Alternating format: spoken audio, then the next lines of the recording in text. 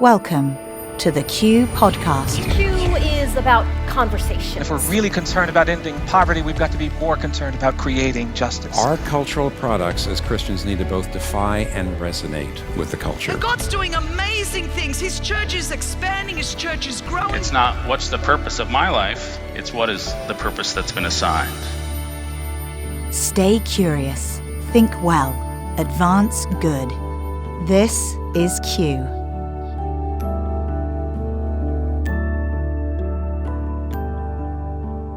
Welcome to another edition of the Q Podcast. I'm glad you've joined us today. And we're talking about a serious issue in our society, something that a lot of young people I know, because I have several of them in my family, are dealing with. And that is a lot of fear in our society about violence, specifically about gun violence.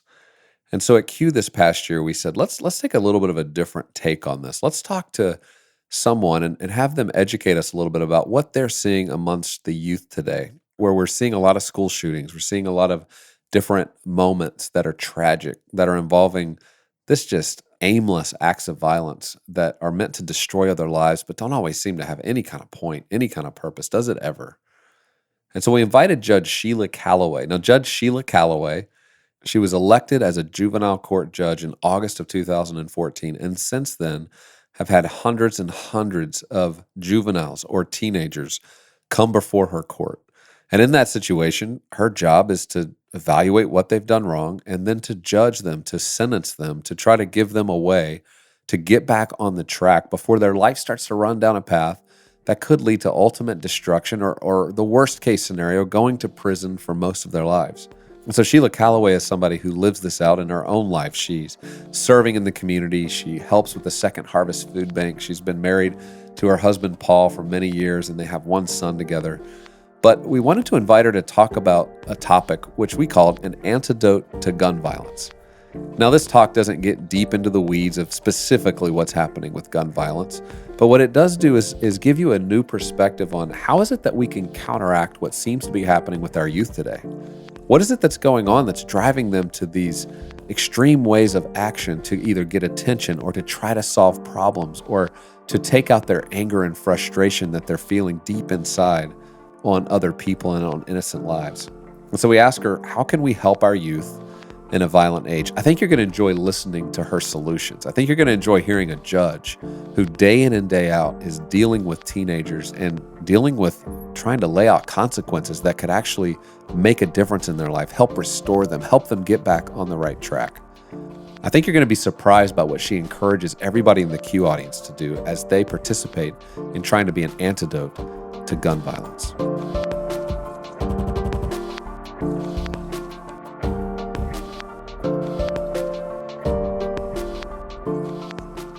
I'm really not talking about, per se, the antidote to gun violence. What I am going to focus on is the importance of dining together. Now, you may think, what does gun violence and dining together really have connected? Well, I think we can all agree, as Gabe just said, that we know that there's a problem. We know that today our world is inundated with guns and gun violence. And no matter where you fall on the debates about guns, we can all admit that there's a lot of guns. And I hope we also know that the more guns that we have in our communities, the more access our youth, unfortunately, have to guns. And when I have conversations with our youth about guns and why and where, and they can tell you how easy it is for them to have access to guns. And then we can also all agree that there are way too many incidents. So we wake up in the morning and hear about another gun and another shooting and another school shooting. And we can all probably agree that we are losing way too many people, especially our youth, to guns. The never-ending, staggering statistics, I could take all of my 9 minutes and talk about that, because the numbers are out of this world. And then there's that never-ending debate on gun laws and gun control. And what do we do? But as much as we talk about it, and as much as we debate, and much as we go back and forth, we don't necessarily focus on the real source of the problem. The real source of the problem of gun violence. And when I talk to young people and say, why do you carry a gun? The number one answer that I always get is for protection. Occasionally we got some people that are hunting, but the number one thing that we hear is protection. And so when you think about that, and you think about why people are saying, I need a gun for protection, what that boils down to is fear. It's fear. And we as Christians know that God has not given us a spirit of fear, but of power and of love and of a sound mind. But we can say that scripture over and over and over again, but we still have that fear. We fear the unknown. If I go out in the nighttime to go to the store and I see strange people on the other side of the parking lot, what comes up in me? Fear. When I see people I don't know in strange places, I have fear. And for a lot of my young people, there's a disconnectedness from a fear of learning about others. And so they are disconnected to that you and I and all of us are all one and together. And so what we have to do is we have to find the antidote to fear. And what that looks like is a relationship plus respect equals love. And love cancels out fear. So if you build relationships with people, if you learn to respect one another, you will learn to love one another, which will take away that fear. And so what are our steps to this antidote of fear? The number one thing, like Ford just talked about, we have to learn how to dine together. When you dine together, you're fellowshipping with one another. You're learning about one another. You're taking that time to connect with each other. You're learning how to respect one another. And you are learning how to love one another. And so what does dining together really look like? Well, we've got some examples, especially some scriptural examples. When you think about when Levi, the tax collector, wanted to throw a great big party for Jesus, and he invited all the other tax collectors, oh yeah, and by the way, some sinners, along with the leaders and the Pharisees. That was an example of dining together, no matter who you are. And Jesus said everyone should be at this table to dine together. And when you think about when Jesus fed the 5,000, not only did he feed them with food, he fed them with some words. He dined with them so that they all went away satisfied and full. And then you also think even about the Last Supper that Jesus had. And it was an example of not only dining together, but serving one another, dining together, even knowing that there's one here that will betray me. I still can sit at the table together.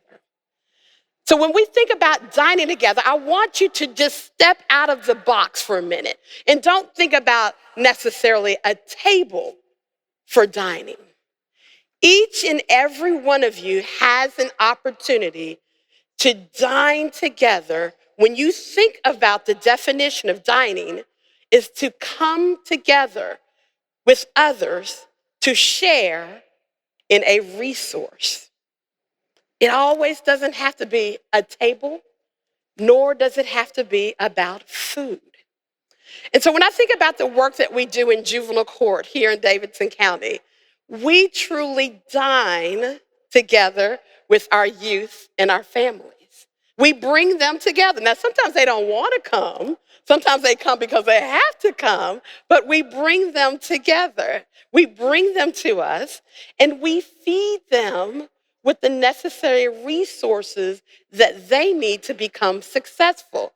We feed them with resources just as if we were feeding with them with bread to eat. We bring victims together with offenders, and we place them together to talk to one another, to restore relationships together. And we take our time to learn about the youth who are in front of us and to learn about what they need and what they want in order to help them to be successful. So I challenge each and every one of you all to believe that the true antidote to gun violence is something that each and every one of us has within us. We can't rely on the laws to solve gun violence. We cannot rely on legislators to solve gun violence. We have to rely on the love that we have for one another. And the more that we dine together, the more that we learn about one another, the more that we have respect for one another, that will be the antidote to gun violence. Thank you. I love what Sheila had to say in this talk, where she talks about a lot of different ideas, but I love how simple she makes what our role could be. If we really want to make change, if we want to create change, it wasn't some grandiose idea, it wasn't some big strategy, it wasn't some way that every church could be a part of a program that's going to solve this problem, but she made it very personal. She said, we need to host people for dinner, right? We have to learn how to dine together. This was her quote: when you dine together, you are fellowshipping with one another. Okay, simple. But how many of us are doing that today? How many of us are hosting people in our homes? How many of us are having dinners? How many of us are having long conversations, even if it's just with our own children or our own spouses or our own friends, where we sit around the table and we listen to one another and we dialogue about some of the things that maybe are burdening us, maybe some of the stress, anxiety, fears that we're experiencing. But there's not always places to do that. Well, the table has always been a place historically to do that.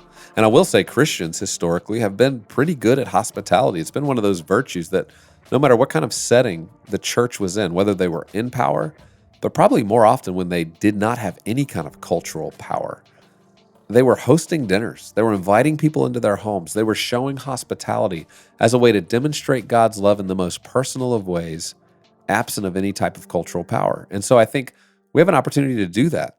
I also want to encourage you, because practically, after listening to this talk, there's a way we have for you to do that very soon. On October 25th, in fact, I'm going to invite you to host a dinner in your home.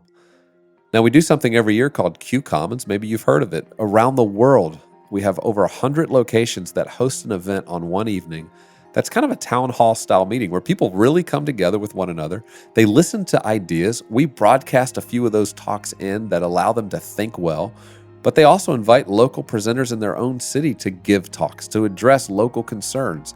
And so if you live in a city that's hosting Q Commons, I want you to put it on your calendar right now from 7 p.m. till 9 p.m. 2 hours you're going to commit to going to that location. It could be in a museum, it could be at a church, it could be at some other public location, but figure out if there's a Q Commons location in your city at qcommons.com. Now, if you're in a city that doesn't have a Q Commons, and I know that many of your cities won't, because with only 150 or so locations, it's not likely that everybody listening to this has something really close to home. And we want to give you an empowerment message here. We want you to actually go out and host this in your home. Maybe you host dinner, maybe you bring together some friends and enjoy great food, but you sit together and join us for this broadcast where you actually can be a part of an evening where tens of thousands of others are gathering together in their cities, in churches, on college campuses, to have a discussion around the theme we've called for this night, the power of we.